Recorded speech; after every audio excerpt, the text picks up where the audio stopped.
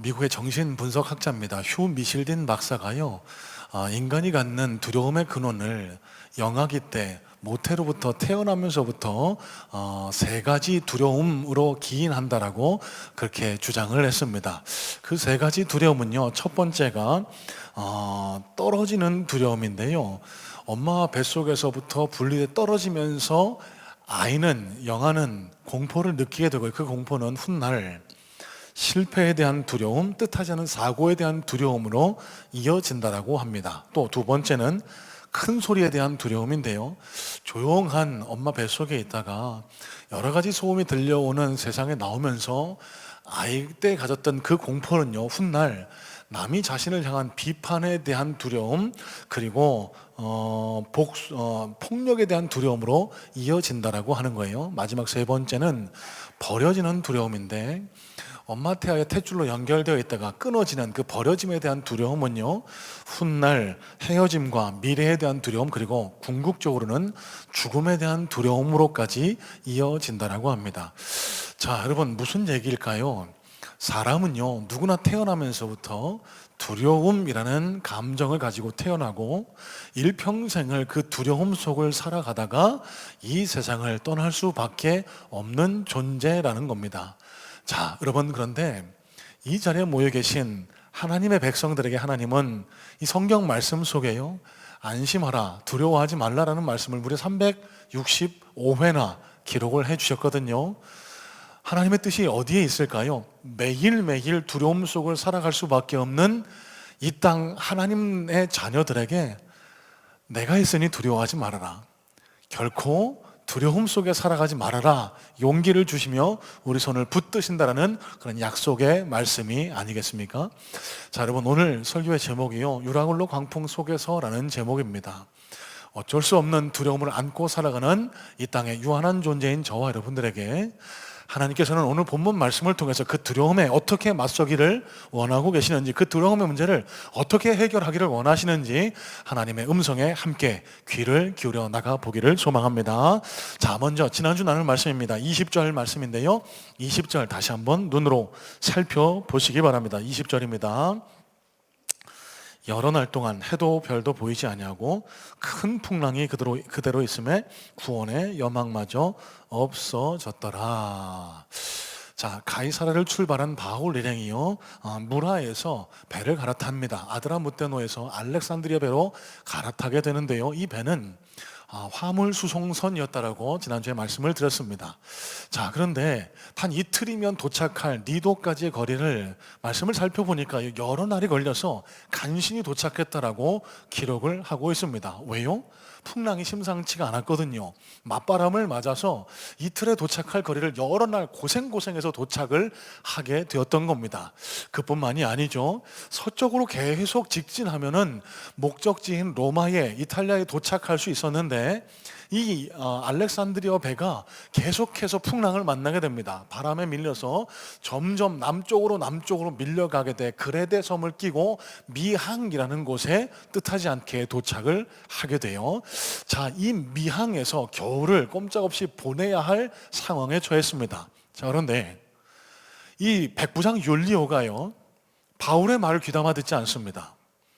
선장과 선주의 말, 그러니까 그들은요, 한나절, 그러니까 반나절 거리에 있는 60여 킬로 떨어져 있는 베닉스, 서남과 서북쪽으로 해안을 끼고 있어서 바람을 막아줄 수 있는 보다 안전하고 큰 항구 베닉스에 가서 겨울을 보내자라고 권면했고, 율리오는 이 말을 귀담아 듣고 무리하게 알렉산드리아호를 출항시켰습니다. 그 결과는 섬 가운데서 일어난 유라굴로 광풍, 큰 폭풍을 만나서 배가 표류를 하게 되는데요, 밀려 리비아 연안까지 내려간 이 알렉산드리아 배는요, 스르디스라고 불리는 모래톱 언덕에 걸릴까봐 걱정된 나머지 돛을 내리고 간신히 바람에 폭풍에 휘말려 다니는 것밖에는 아무런 조치를 할 게 없었습니다.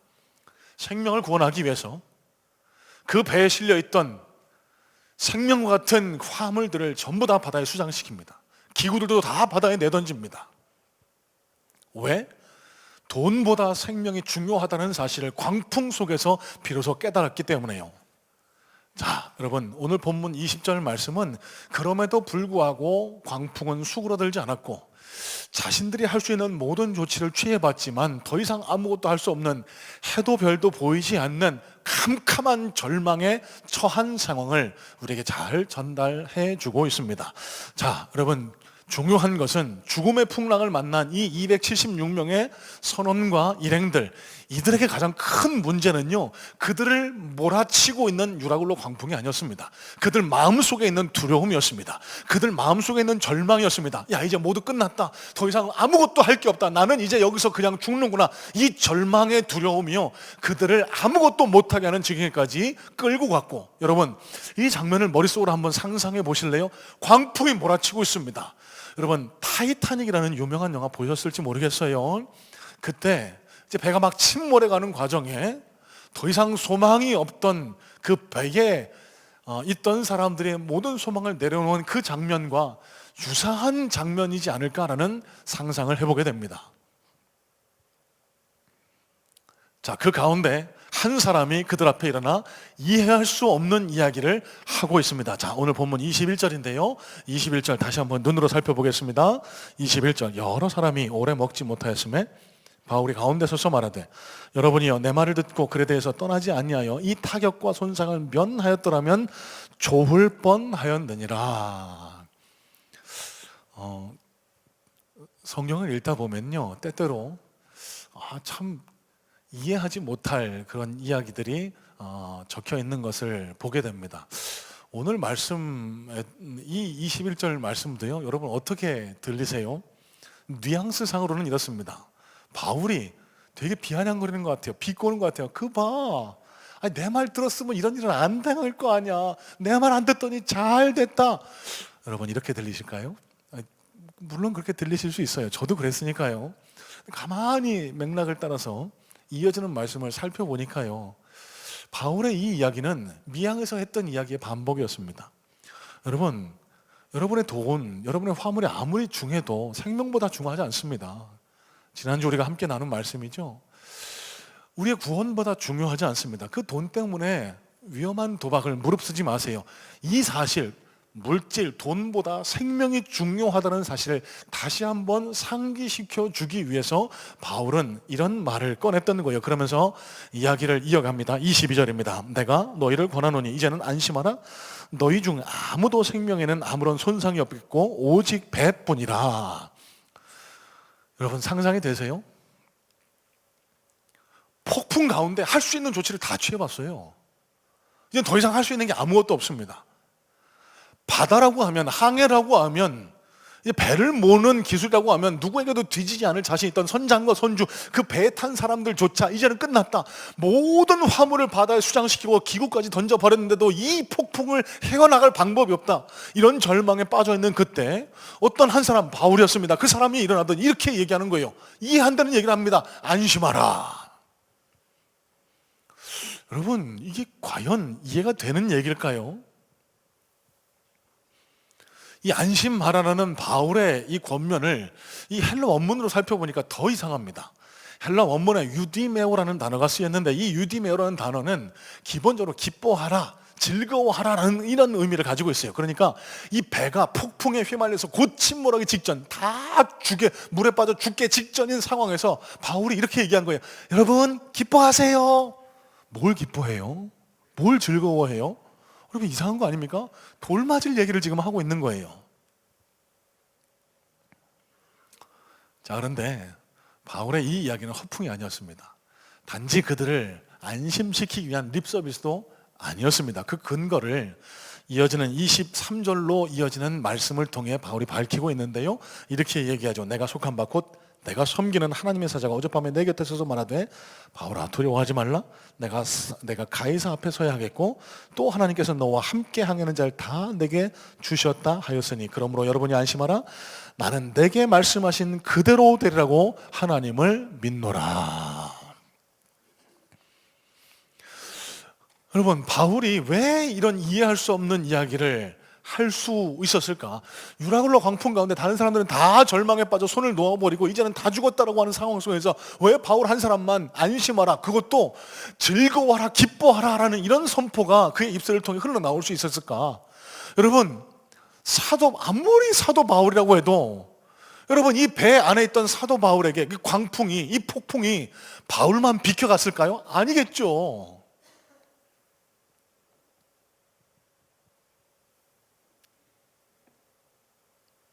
자, 그러면 바울이 이 배에 타 있는 사람에게 안심하라, 기뻐하라라고 말할 수 있었던 그 발언의 근거는 무엇인지를 우리가 한번 생각해 볼 필요가 있습니다. 여러분, 지난주에도 계속 말씀드린 바가 있습니다. 바울은 지금 로마에 여행 가는 거 아니죠? 놀러 가는 것 아닙니다. 왜 가죠? 가이사에게 상소, 가이사 황제 앞에 예수 십자가 복음을 증거하기 위해, 제국의 심장 로마에 그리스도의 십자가의 붉은 피를 물들이기 위해서 지금 로마를 향하고 있는 겁니다. 그러면 이 바울의 행선지, 바울의 여정은 바울 개인의 계획이 아니에요. 하나님의 계획과 섭리 아래에 있는 겁니다. 하나님 바울에게 로마 시민권을 허락하셨고, 그에게 법정에서 로마 황제 가이사에게 상소하라는 그런 음성을 주셨고, 그래서 로마 황제 앞에 가서 내가 경험한 하나님, 내가 만난 예수님을 증거하기 위해서 지금 로마에 가는 것 아닙니까? 그러면 바울은 지금 그의 사명을 완수하기 위해서 로마를 향하고 있는 거예요. 하나님께서 간밤에 바울에게 네가 가이사 앞에 서야 하겠고, 이렇게 말씀하신 데는 바울아, 네 사명이 반드시 이루어질 것이다. 하나님께서 이렇게 확신시켜 주셨다는 겁니다.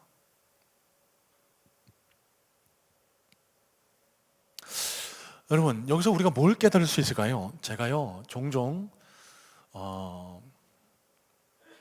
감당하기 어려운 고난을 만난 분에게, 집사님이건 권사님이건, 제가 이런 권면을 할 때가 있습니다. 집사님, 하나님께서 집사님께 맡기신 사명이 아직 남아있는 한 하나님 집사님 안 데려가세요. 권사님, 하나님이 권사님을 통해 이루실 사명이 있는 한 하나님께서는 권사님 절대 망하게 안 하십니다. 여러분, 제가 무슨 근거로 이런 이야기를, 이런 말씀을 전할 수 있을까요? 오늘 본문에 근거한 내용입니다.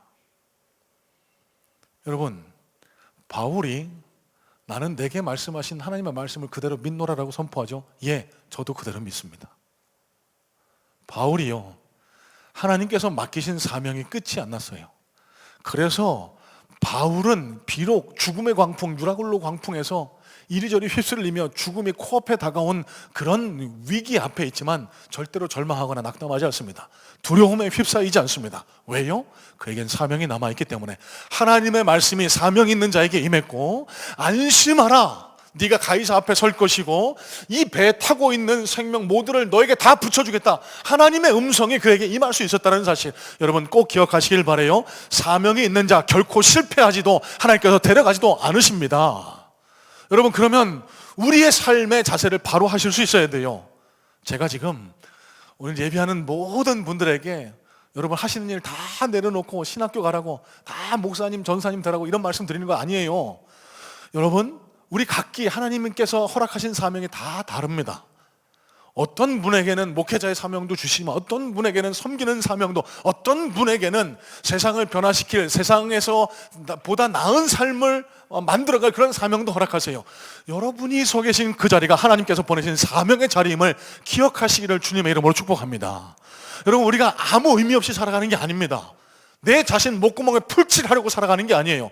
여러분, 저와 여러분이 서 있는 그 삶의 터전, 그 일자리가 하나님께서 나를 보내신 사명의 자리고요, 그 사명의 자리에서 나를 위해서 살아가는 것이 아니라 하나님의 영광을 위해, 그리스도의 복음을 위해서 살아갈 때 우리는 사명자의 삶을 살아갈 수가 있게 되고, 그 어떤 절망과 두려움, 유라굴로 광풍 앞에서도 안심하라, 유디메어 기뻐하라, 이런 선포가 저와 여러분의 입술과 심령에서도 흘러나올 수 있게 된다는 사실입니다.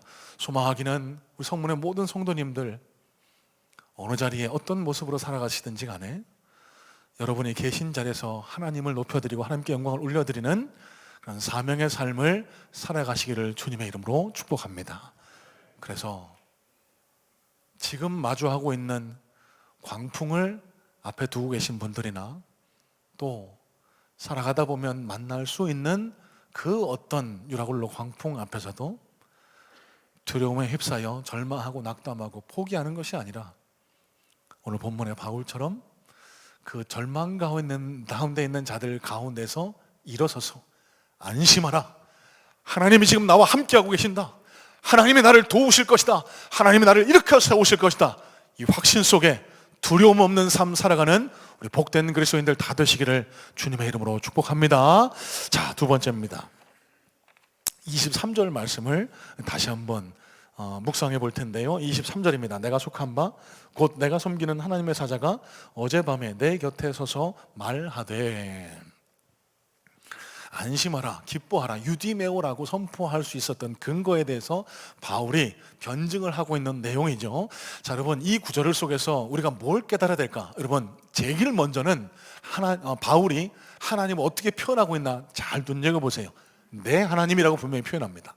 내 하나님. 여러분, 내 하나님이라는 고백이 왜 중요할까요? 여러분, 바울에게 하나님은요, 저 멀리 계신 하나님이 아니었습니다. 이 성경이라는 책 속에 기록된 하나님이 아니었어요. 부처님, 마호메트님, 다른 어떤 신 아무나 좋으니까 나 좀 도와주세요. 그렇게 찾을 수 있는 하나님이 아니었습니다. 내 삶을 주관하고 계시는 하나님, 지금도 내 안에서 역사하고 계시는 하나님, 지금도 내 삶을 감찰하시면서 나를 가장 선하고 아름다운 길로 인도하시는 하나님, 살아계신 창조주 하나님이심을 그 내 하나님이라는 고백을 통해 입술로 선포하고 있는 거예요. 여러분, 이 한 시간 예배하는 우리 모든 성문의 성도님들, 내 하나님이라는 고백이 우리 입술과 심령에서 고백되어질 수 있기를 주님의 이름으로 축복해요. 우리가 아무리 정성스럽게 예배를 드린다고 해도 우리 심령 속에 내 하나님이라는 고백이 전제되어 있지 않으면 우리 예배는 다 헛된 일입니다. 우리는 이 시간 자기 자신의 욕망 혹은 나를 예배하는 게 아니라 나를 구원하신 하나님, 나를 이 자리에 보내주신 하나님, 지금도 멀리 계신 하나님이라 지금 내 곁에 살아계신 하나님을 예배할 때 그 예배가 하나님 기뻐 받으실 만한 영광의 예배가 될 수 있다는 점 꼭 기억하시길 주님의 이름으로 축복해요. 자, 그러면서 바울이 이렇게 고백합니다. 내가 속한 바 곧 내가 섬기는 하나님. 자, 내가 속한 하나님이라고 고백해요. 여러분, 내가 속한 하나님이라는 이 바울의 고백에는 어떤 의미가 담겨 있을까요?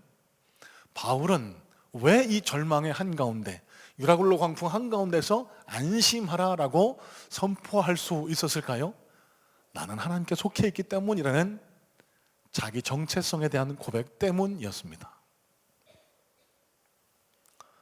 내가 하나님께 속했다라는 고백은요, 내 정체성은 하나님의 자녀라는 내 존재, 내 정체성에 대한 고백이에요.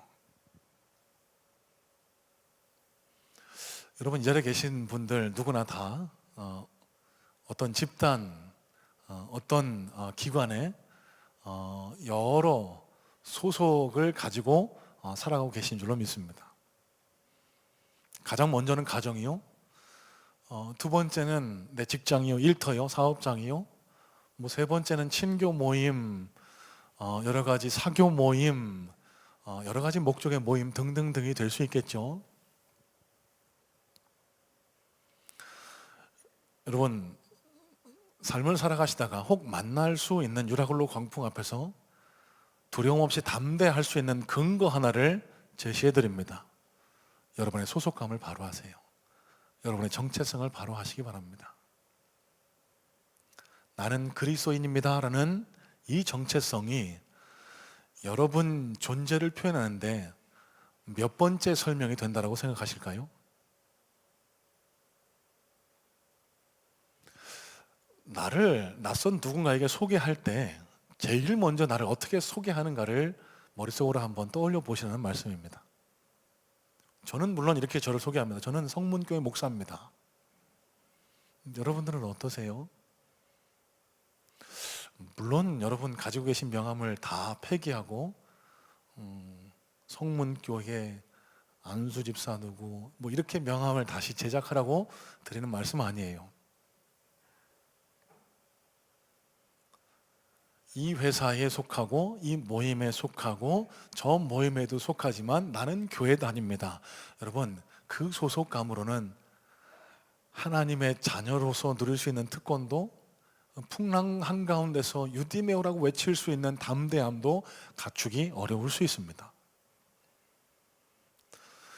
여러분, 무엇보다 나는 하나님께 속한 하늘나라 백성이라는 그리스도인의 정체성이 우리 모든 성문의 성도님들에게 뚜렷하게 나타나실 수 있게 되기를 주님의 이름으로 축복합니다. 여러분, 여기에도 속했고 저기에도 속했고 저기도 다니지만 나는 교회도 다닙니다. 여러분, 그건 뭘까요? 내 소속감, 내 정체성이 흐릿하다는 거예요. 우리 성문교회에 대한 소속감, 정체성을 바로 해달라 그 말씀 드리는 건 아닙니다. 여러분, 예수님께 속한 정체성, 하나님께 속한 정체성을 바로 하시라는 겁니다. 여러분, 정체성, 소속감이 확실하면요 어떻게 될까요? 우리의 생활이 달라집니다. 우리의 모습이 달라져요. 제복을 입으면 아무리 평소에 흐트러진 생활을 하던 사람도 반듯하게 바로 서 있는 모습. 왜 그럴까요? 그 제복이 주는 힘입니다. 그 제복이 주는 정체성의 힘입니다. 여러분, 그리스도인이라는 정체성을 편할 때만 입고 하나님께 도움 구할 때만 입고 평소에는 다 훌훌 벗어던지고 세상과 아무런 구별 안 되는 삶을 살아가시다가 나 어려울 때만, 광풍을 만났을 때만 하나님 도와주세요. 여러분, 하나님 편에서도 얼마나 마음이 안타까우실까요? 이런 맥락에서 바울에게 있었던 담대함을 갖추기에 하나님 우리에게 요청하시는 바가 이겁니다. 그리스도인의 정체성을 바로 알아. 저와 여러분은 언제 어디서나 나는 하나님께 속한 하늘 백성이라는 이 정체성, 소속감을 가지고 살아가고 계실까요? 이제 총선이 얼마 남지 않은 것 같아요. 뉴스를 틀면 온갖 정치 이야기로 지금 뉴스가 도배되고 있는 것 같습니다. 종종 요새 이런 뉴스를 보게 됩니다. 어떤 후보자가 자신 속한 정당을 탈퇴해서 다른 당으로 홀딱 입당해버리고 또 뭐 하여튼간 이런 일들이 비일비재하게 일어납니다. 제가 뭐 정치 이야기 하려고 제가 이 말씀 드리는 건 아니고요. 예전에 그런 분들 어떻게 발언하고 어떻게 행동하셨죠? 이 당을 위해서라면 내가 모든 것을 희생하겠습니다. 내가 뭐라도 할 수 있습니다. 그러다가 훌쩍 떠나버려요. 왜? 자기 이해관계가 안 들어맞으니까. 여러분, 세상의 소속감, 정체성은 이런 겁니다. 결국 나를 보호하기 위해, 내 이익을 위해 속해 있는 곳이 세상에 소속된 집단의 정체성이라는 사실이에요. 여러분, 정말 간절한 마음으로 권면해 드립니다. 여러분, 어디에 속해 있으시든지 간에 오늘 이 예배를 통해서 나는 세상 어떤 그 집단, 어떤 그 무리보다 하나님께 속한 하나님 나라 백성이라는 이 소속감, 이 정체성 바로 하실 수 있는 은혜가 있기를 주님의 이름으로 축복합니다. 사진 한 장 보여주실래요? 최근에 유행했던 서울의 봄의 한 장면입니다. 기억에 남는 한 장면이기도 한데요. 여러분 보시기에 왼편에 있는 자꾸 이렇게 머리 발언을 하게 되네. 이게 머리가 약간 없으신 분, 제가 탈모인들을 뭐 비하하거나 이런 의도는 요만큼도 없다는 점. 저분이 악역으로 나옵니다. 세력을 모아서 쿠데타를 일으키는 그런 장본인인데 그 앞에 선 인물은 그런 반역 의도를 반대하는 인물로 등장하죠. 어느 날 복도에서 만나서 이런 대화를 나눕니다. 서로 친하진 않지만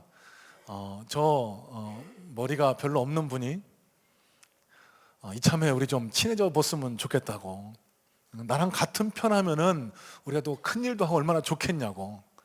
그랬더니 앞에 선 분이 이렇게 얘기하죠. 대한민국 육군은 원래 다 같은 편이라고. 참 우문현답인 것 같았습니다. 제가 왜 이 말씀 드릴까요? 저 뒤에는요, 저 머리 별로 없는 장군을 따르는 부하들이 수두룩하거든요. 이 사람들이 결국 쿠데타를 일으켜 정권을 장악하고 수십 년 동안 나라를 좌지우지하는 그런 인물들로 등장을 합니다. 여러분, 저 집단에 소속됐을 때 얼마나 긍지를 느꼈을까요? 얼마나 프라이드를 가졌을까요? 얼마나 이 이익을 많이 봤을까요? 그런데 그 소속감이 영원합니까? 아니요. 대부분의 사람들이 다 재판정 앞에 서서 벌을 받았고요, 부끄러운 자리에 서서 명예 없이 그렇게 세상을 떠나는 사람들이 대부분이었습니다. 여러분, 제가 무슨 말씀 드릴까요? 세상의 소속, 세상의 집단은 다 이럴 수밖에 없습니다. 한때 나를 보호해 줄 수 있을 것 같고 한때 나에게 큰 이득을 줄 수 있을 것 같지만 결국은 아무 유익도 남기지 못한 채 없어지는 것이 이 세상의 집단이고, 그래서 이 세상의 집단은 절대로 영원하지도 절대적이지도 않습니다. 우리가 바라봐야 할 곳은 영원하고 절대적인 하나님 나라라는 사실, 여러분 꼭 기억하시고 언제 어디서나 나는 하나님의 백성임을 확실하게 밝히고 살아가는 그런 당당한 그리스도인들 되시기를 주님의 이름으로 축복합니다. 자, 마지막으로 살펴볼 것은 내가 속한 바, 그러면서 이어간 바울의 이야기입니다. 내가 섬기는 하나님.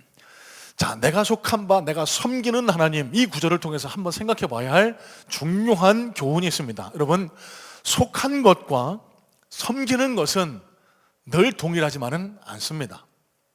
늘 자신이 속한 곳을 섬기지 않을 수 있다는 말씀을 드리는 겁니다. 자, 무슨 경우일까요?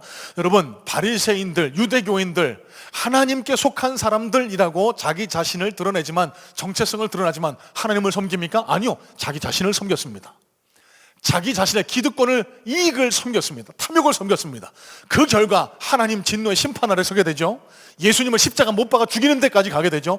여러분, 바울도 그랬습니다. 바리새파에 속해서 자기 자신의 출세를 위해서 다메섹으로 그 그리스도인과 교회를 핍박하러 내려가던 중 살아계신 예수님을 만나서 그 인생이 바뀌게 됩니다. 소속된 속함과 섬김의 대상이 동일하게 된 거예요. 일치하게 된 겁니다. 여러분, 간절히 소망하기는 이 예배를 통해 저와 여러분이 소속된 하나님 나라를 우리가 섬기고 살아갈 수 있는 그런 진정한 그리스도인 되시기를 주님의 이름으로 축복해요.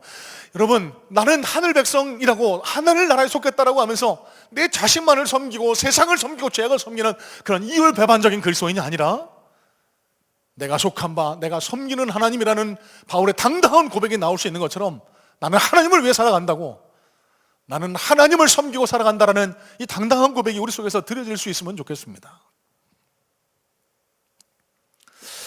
자, 그러면 이 바울이 내가 속한 하나님을 나는 섬기고 살아갑니다. 나는 하나님을 참되고 진실되게 섬기고 있기 때문에, 따르고 있기 때문에 하나님의 말씀이 내게 임했습니다. 하나님께서 이 풍랑 가운데도 내가 안전할 거라고 말씀해 주셨습니다. 아무도 다치지 않을 테니 염려하지 마세요. 이 폭풍 가운데 두려워하지 않을 수 있는 이 믿음의 근거가 22절 말씀을 통해 23절을 통해 등장하는데요. 여러분, 여기 섬기다라는 단어를 조금 더 깊이 살펴보면요, 이 섬기다라는 단어는 헬라 원어로 라트리오라는 단어를 사용했습니다. 이 라트리오는요, 원래 경배하다, 예배하다라는 뜻을 가집니다. 그래서 신약 성경에서 예배를 표현할 때 라트레오라는 단어를 사용해 표현을 하고 있거든요. 자, 무슨 얘기일까요? 바울이 자기가 속한 곳과 섬기는 대상이 일치할 수 있는 참된 믿음을 소유할 수 있었던 이유, 그 참된 믿음을 통해 유라굴로 광풍 앞에서도 유디메오 안심하라 평안하라고 선포할 수 있었던 이유, 여러분, 그의 예배에 있었다라는 사실을 아실까요? 여러분, 이 바울이 광풍 가운데서 막 요동하는 배 위에 앉아서 과연 무엇을 했을까 한번 상상해 보시길 바랍니다. 뭘 했을까요? 말씀을 준비하면서 호기심이 들더라고요. 아니, 아무리 대단한, 아무리 뭐 천지를 뒤흔든 바울이지만, 아니, 바울이라고 안 무섭겠습니까? 바울이라고 그냥 폭풍이 치는구나, 어이구 어떻게 될까, 여러분 이랬을까요? 저는 안 그랬을 것 같아요. 천국 가서 바울 선생님한테 한번 물어봐야 될 것 같다는 생각을 합니다. 선생님, 그때 진짜 안 쫄았어요? 한번 이렇게 물어보려고요. 제 마음에 드는 확신은 모르겠습니다. 나중에 어떤 대답을 듣게 될지. 두려웠을 거예요. 떨렸을 겁니다. 아, 나 로마 못 가는 거 아니야? 여기까지가 내 마지막인가? 이 풍랑 속에서 나도 이 수장돼서 여기서 생명이 다하는 것 아닌가? 여러분, 그런 생각 당연히 들었을 거예요. 여러분, 그때 바울이 뭘 했을까요? 그 두려움 가운데 뭘 했을까요? 여러분, 이게 중요한 차이점입니다. 사람들은 아우성하면서 절망에 빠져 막 아비규환, 이제 죽음의 공패 앞에 덜덜덜 떨고 있을 때, 제 믿음입니다, 제 확신이에요, 바울은 그 자리에 무릎을 꿇었을 걸로 생각됩니다. 그리고 하나님께 기도했을 걸로 저는 확신해요. 왜요? 어떻게 알 수 있을까요?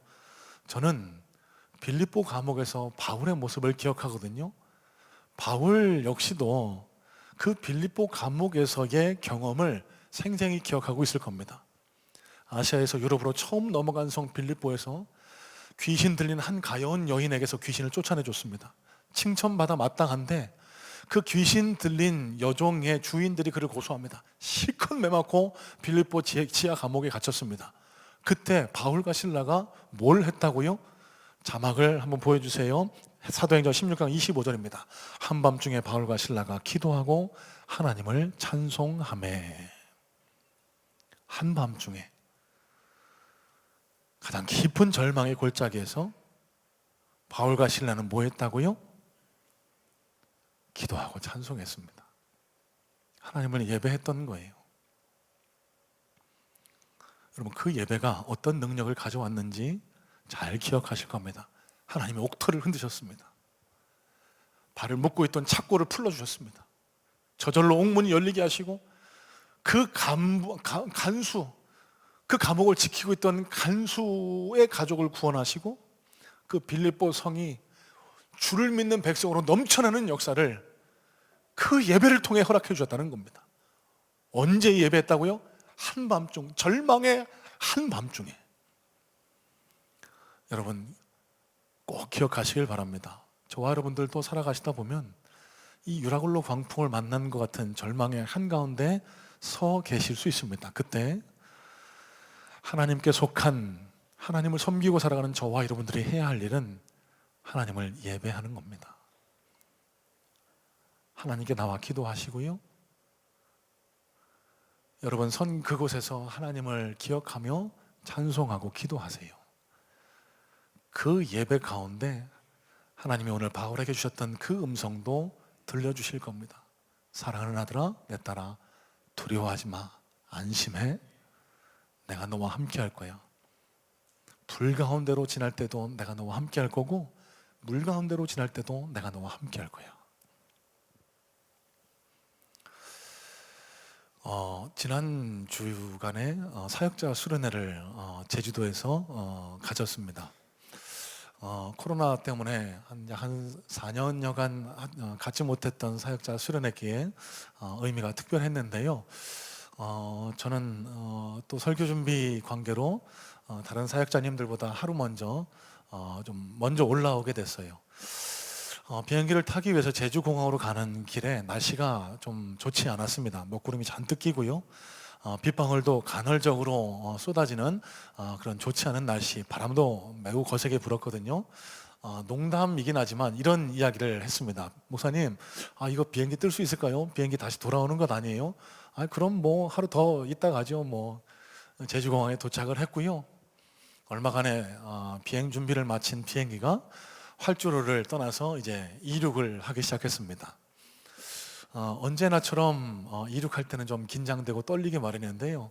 이제 드디어 이제 땅을 박차고 올라갔어요. 조금 올라가니까 창문으로 막 빗방울이 막 떨어지는 거예요. 그러면서 점점 더 먹구름이 짙어지는 겁니다. 비행기 바깥의 풍경이요, 굉장히 깜깜했습니다. 이게 아무것도 보이지가 않는 거예요. 짙은 먹구름에 가려서요. 그러다 보니까 야, 이거 오늘 날씨 진짜 안 좋다. 해는 다 어디로 갔나? 이런 생각도 갖게 했습니다. 그런데 경험해 보신 분들은 아실 겁니다. 얼마 정도 상승을 계속한 비행기가 어느 정도 고도에 오르니까요, 갑자기 햇빛이 쨍 하고 비칩니다.